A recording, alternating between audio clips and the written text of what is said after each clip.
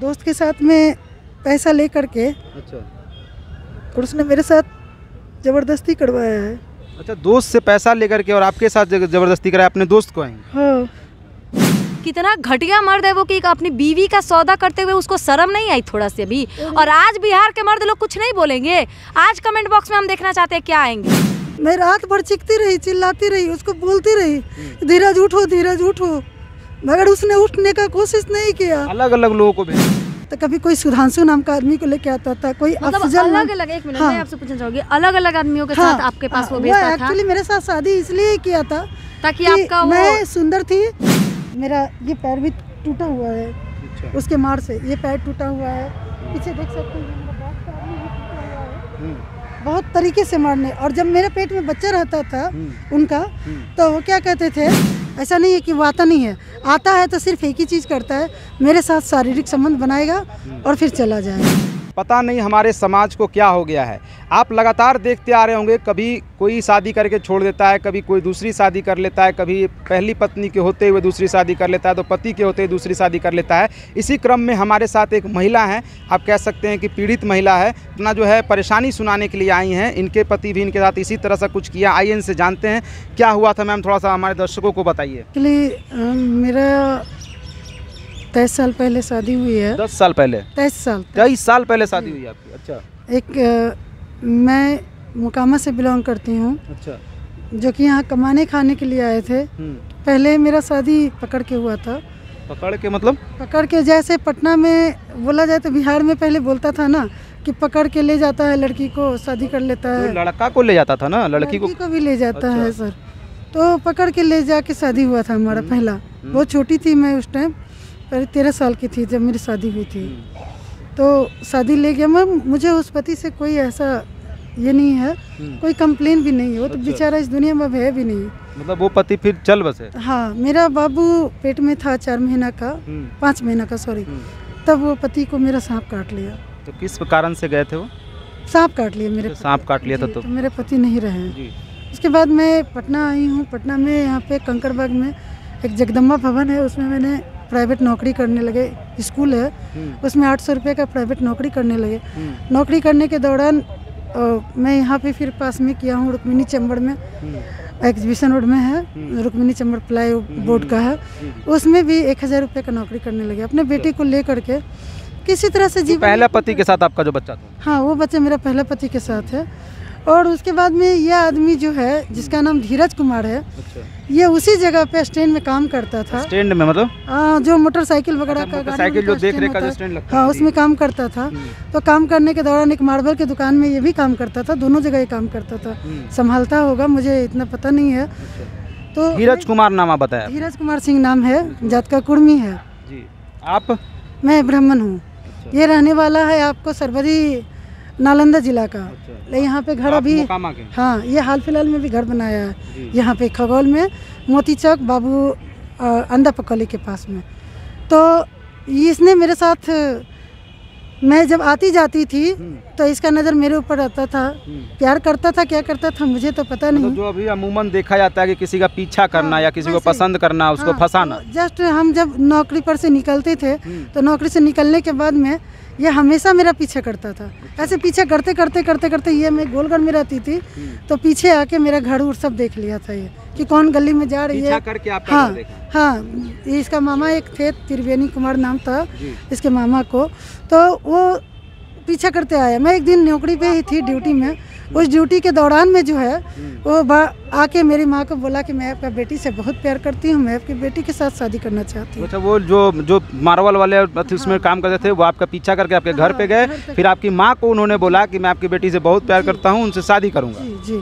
तो मम्मी ने इस चीज़ का विरोध किया, क्योंकि मम्मी को ऐसा पे, मेरा पापा नहीं है, मेरी माँ ने अकेला सिंगल पेरेंट्स होके हम बाल बच्चे को पाल पोस के बड़ा किया। हमारा भी पापा भी नहीं है, तो इसलिए से मेरी मम्मी बहुत पुराने ख्याल के बोले कि नहीं, ऐसा नहीं हो सकता है। और वो भी मतलब इंटर कास्ट में तो उस टाइम होता नहीं था इतना, तो इसलिए से। मगर बहुत सारे मम्मी को संबोधित करके, मैं आपका बेटी आपका अकेला है, ज़माना ठीक नहीं है, ऐसा है वैसा है, तो ये सब कह के मेरी मम्मी को संबोधित करके, फिर उसके बाद हमको भी हमसे भी 2-4 बार बात किया। तो आप भी मतलब उनके बातों में आ गए?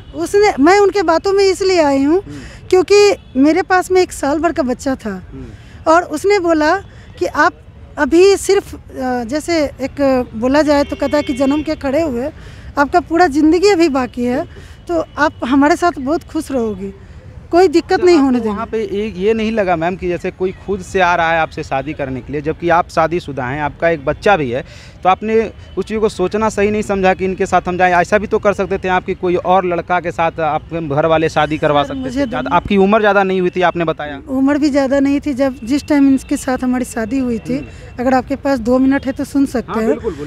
जिस टाइम इनके साथ शादी हुई थी उस टाइम हमारी सिर्फ 16 साल उम्र थी। अब आप पहले वाले के साथ जिनकी शादी हुई? नहीं, इनके साथ में धीरज कुमार के साथ पहले वाले के साथ शादी हुआ 13 साल में। 14 साल पूर्ण के 15वां साल में जो साल घुसते हैं वो मेरा बेटा हुआ। ठीक है। और हम जब इनके साथ शादी किए तो मेरा बेटा सिर्फ जो 16 से 17 महीना का थे।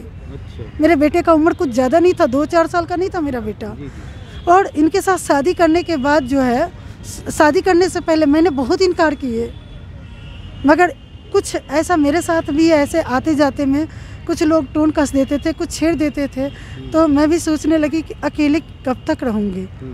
और आगे से आ रहा है तो एक्सेप्ट कर लेते? नहीं, एक्सेप्ट नहीं कर लेते हैं। दुनिया में मेरी माँ के सिवा उस टाइम कोई नहीं था सर। घर पे भी ज़मीन जायदाद का झंझट चल रही थी, तो हम अपनी माँ को लेकर के यहाँ पे किराए के मकान में रहते थे। हमारे साथ में परिस्थिति भी ठीक नहीं थी, तो मैं भी शादी के लिए इसलिए उसके झांसे में आए क्योंकि उसने मेरे बच्चे को गछा कि तेरे साथ शादी करूँगी, शादी करने बाद में तुम्हारा बच्चा, तुम्हारा परिवार मेरा परिवार है, इसलिए। लेकिन मुझे नहीं पता था कि वो शादी करके मुझे अंधकार में धकेल देगा। ये मेरे लिए सबसे दर्दनाक जख्म मिला। शादी के बाद फिर आपने उनसे शादी कर लिया, उसके बाद फिर क्या हुआ? कितने दिन तक आप लोग साथ रहे या अभी साथ में हैं? 6 महीना भी मैं साथ से नहीं रही हूँ। क्या बीच बीच में होने लगा? तो बीच में ये होने लगा कि उसने बहुत सारे दोस्त के साथ में कर्जा वगैरह लेके रखा था और उसने मेरे साथ गलत कराया है। गलत मतलब क्या गलत कराया आपके साथ? दोस्त के साथ में पैसा ले करके। अच्छा। और उसने मेरे साथ ज़बरदस्ती करवाया है। अच्छा, दोस्त से पैसा लेकर के और आपके साथ ज़बरदस्ती कराया अपने दोस्त को? हाँ। देख सकते हैं आप लोग किस प्रकार का जो घटना है वो हमारे बिहार में हो रहा है, इससे आप समझ सकते हैं। देख रही हैं आप, एक महिला है, समझ रही हैं क्या हो रहा है इनके साथ। बोलना चाहूँगी, आज वो बिहार के तुच्छ जो घटिया लोग जो कमेंट बॉक्स में लिखते हैं महिलाओं के लिए, आज कुछ मर्दों के लिए नहीं लिखेंगे क्या? एक ज्योति मौर्य की गलती पे सबने ज्योति मौर्य का सुनाया, तो आज इनके लिए कोई खड़ा नहीं होगा क्या? नहीं होगा। क्यों? क्योंकि एक मर्द ने इनके साथ ऐसा किया है। बड़ी बात ये कह रहे हैं कि उन्होंने कर्जा लिया हुआ था, उसके बाद वो अलग अलग। आज कोई उस मर्द को नहीं बोलेगा। क्यों? क्योंकि वो मर्द है। कितना घटिया मर्द है वो कि अपनी बीवी का सौदा करते हुए उसको शर्म नहीं आई थोड़ा से भी। और आज बिहार के मर्द लोग कुछ नहीं बोलेंगे। आज कमेंट बॉक्स में हम देखना चाहते हैं क्या आएंगे, क्या लिखते हैं वो लोग कमेंट बॉक्स में, हम भी देखना चाहते हैं। आखिर क्यों नहीं लिखेंगे लोग? ये जमाना देखिए कितना घटिया है, और हमारे बिहार के लोग, इंडिया के लोग कितने घटिया हैं। लोग कमेंट बॉक्स में भर के महिलाओं के लिए तो लिख देते हैं, पर मर्दों के लिए कोई कुछ नहीं लिखेगा। क्यों? ज्योति मौर्य गलती कर दी तो वो पाप की है, और जो सीमा हैदर अपने पति और बच्चों को छोड़ के आ गई है तो वो प्यार की है। भाई पति को तो छोड़ा उसने भी है, तो वो कैसे प्यार है? यहाँ तो पति ने ही इनके साथ गलत किया। पति ने ही इनका सौदा कर दिया है। ये कैसा पति है और ये कैसा मर्द है?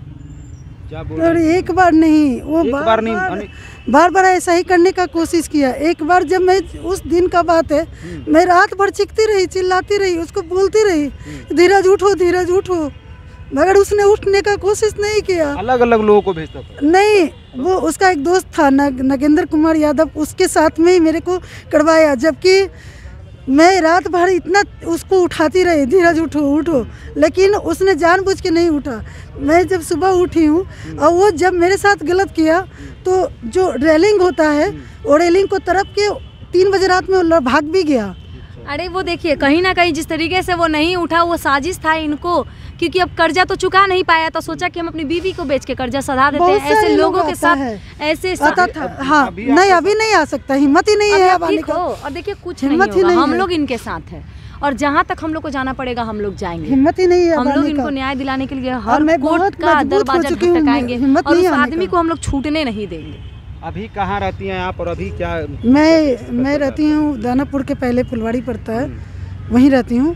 और अपने बच्चे के साथ अकेले रहती हूँ। ये सब उसका तुच्छुड़गिरी के कारण से मैं अपने बच्चे को लेके, और पहले मैं माँ बहन को साथ में लेके नहीं रहती थी, मगर फिर माँ बहन को साथ में लेके रहने लगी, क्योंकि वो जब भी आता था तो कभी कोई सुधांशु नाम का आदमी को लेके आता था, कोई मतलब अफजल अलग अलग, एक मिनट मैं आपसे पूछना चाहूंगी, अलग अलग आदमियों के साथ आपके पास वो भेजता था? एक्चुअली मेरे साथ शादी इसलिए किया था ताकि कि आपका वो मैं सुंदर थी और मेरे पास में जो है एक बच्चा हो गया, मेरे बच्चे को मोहरा बना करके वो मेरे साथ में धंधा कराना चाहता था।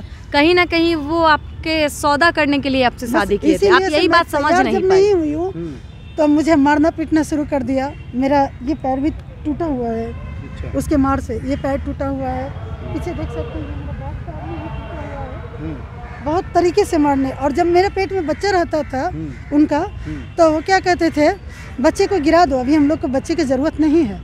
ऐसे करके मेरा एक 7 महीना 10 दिन की बच्ची को मार दिया।